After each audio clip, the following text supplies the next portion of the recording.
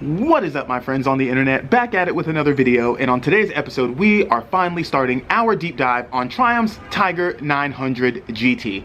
Let's get into it.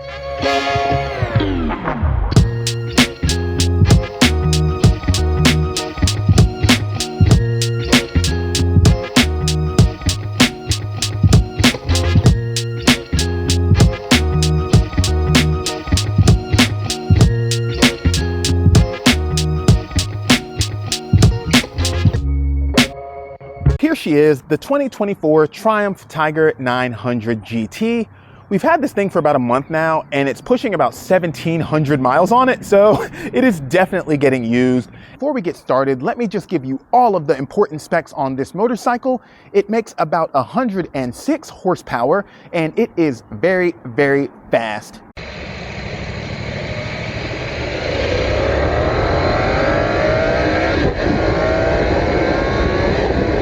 Okay, that about sums up all of the important details about this. Let's get on into the video. I said in a previous video that I feel like YouTube is completely saturated with these kind of first ride, initial impressions review videos, and I don't think those are really serving the community at large.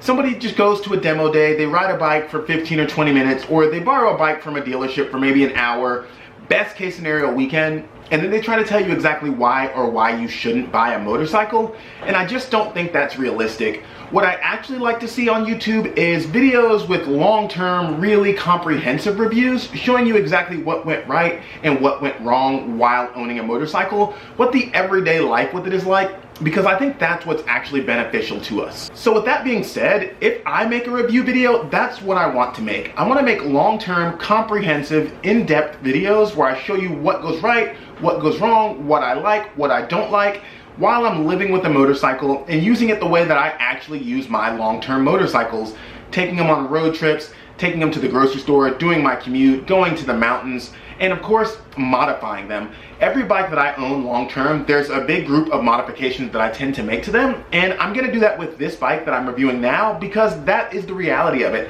That's what it's like when I own a motorcycle, and I wanna see how it works for me and my normal habits, so that hopefully it can help enlighten you about whether it'll work for you and your normal habits. Modifications I make on motorcycles tend to fall into 4 distinct categories, and I'm gonna get into those now. The first category is comfort. These are the things that I do just to make living on the bike around town and on long trips more pleasant. It might be an aftermarket seat that makes my section or the passenger section more comfortable.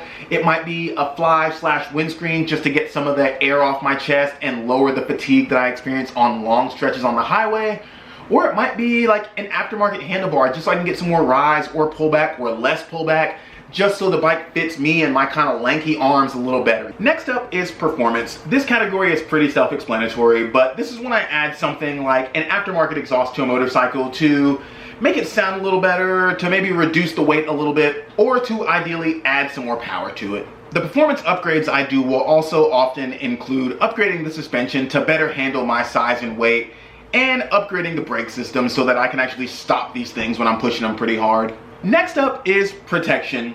I have this little problem where regardless of if the bike is a dual sport, an adventure bike, or a dedicated street bike, I am gonna end up taking it off-road, and inevitably that leads to me dropping these bikes off-road. So protection is really important, but it's not just off-roading. This really comes in handy when you just have that accidental parking lot tip over, or just accidentally step out wrong in the driveway, you know?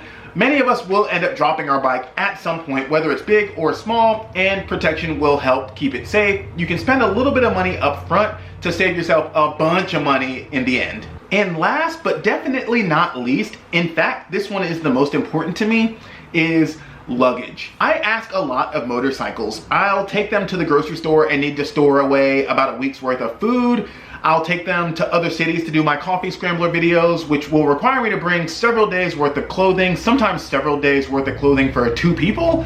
And obviously I take them out recording, which requires me to store away several cameras, a tripod, many extensions, little bits and bobs. All of that stuff has to have somewhere to go, and I need it to be convenient, safe, and really accessible, luggage is seriously the most important thing to me. It is the absolute first thing I do, and it's why I wanted it to be the first video of this kind of series where I'm highlighting all of these modifications, because I take luggage really seriously. It's kind of funny how serious I take luggage actually. Generally, when I'm buying a new motorcycle, I'll narrow my choices down to 3 motorcycles, and then I'll go to my preferred luggage company's website, which is Givi, and I'll go to their bike selector and search for the bikes I'm interested in.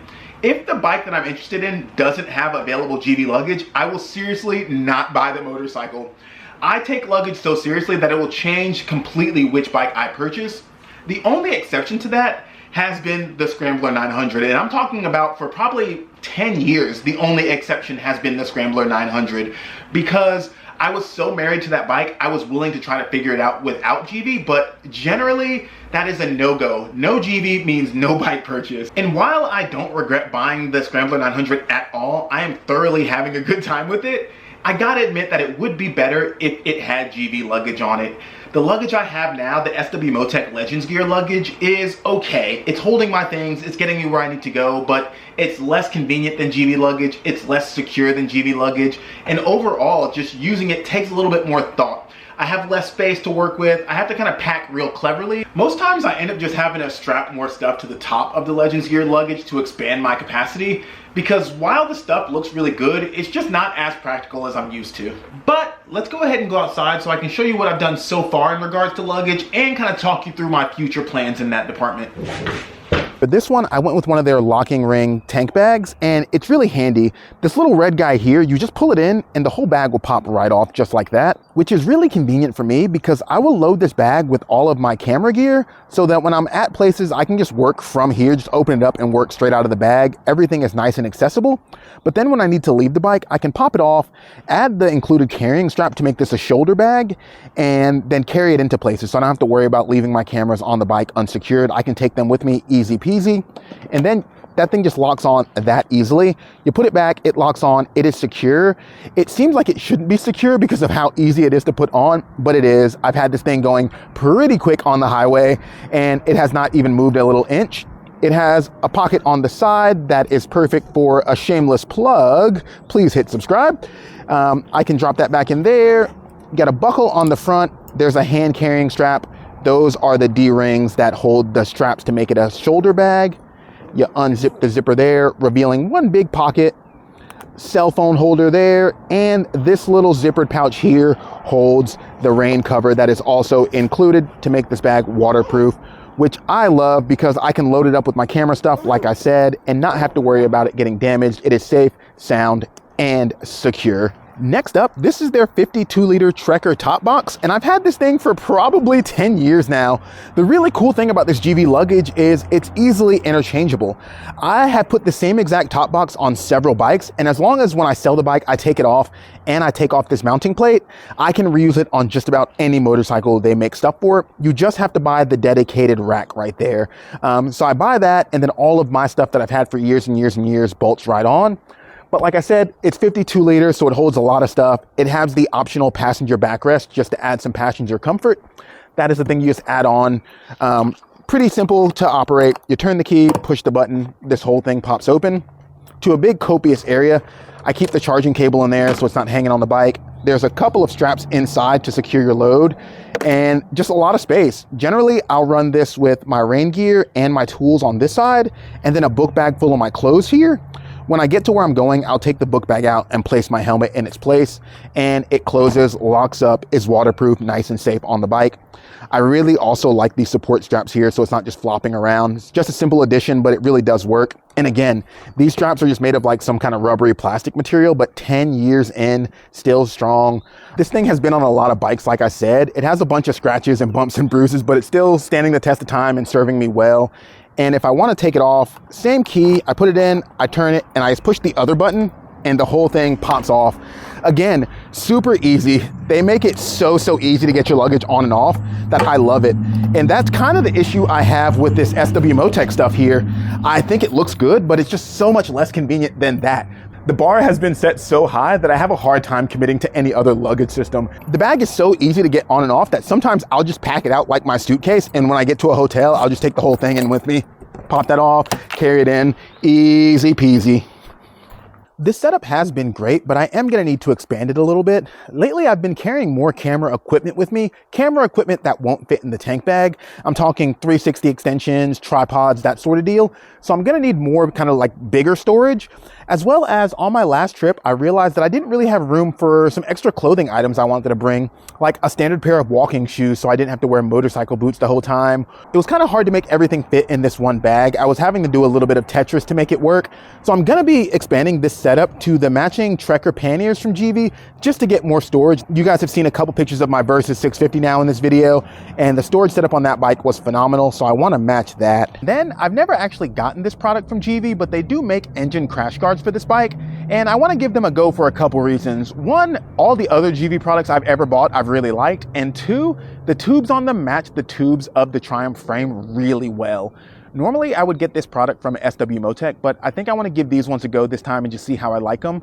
And lastly, they also make a kickstand foot extender that makes the footprint a little bigger. That way it doesn't sink into mud and dirt and gravel and whatnot. I want to grab that as well because I imagine this thing will get parked in a lot of precarious places, and keeping it from falling over sounds really good. So yeah, that's the bike as it sits right now. This luggage system is working really well for me, but I do need to expand it, and then we'll get into the other stuff that I've mentioned in the video, protection and comfort and all that jazz. But if you like this one, if you've enjoyed yourself, if you've gotten a laugh, go ahead and hit thumbs up. If you haven't yet, please, please, please hit subscribe for me. And last but not least, go outside and have a fantastic day, because if you live anywhere near me, the weather is beautiful right now. I'll see y'all in the next one. Peace.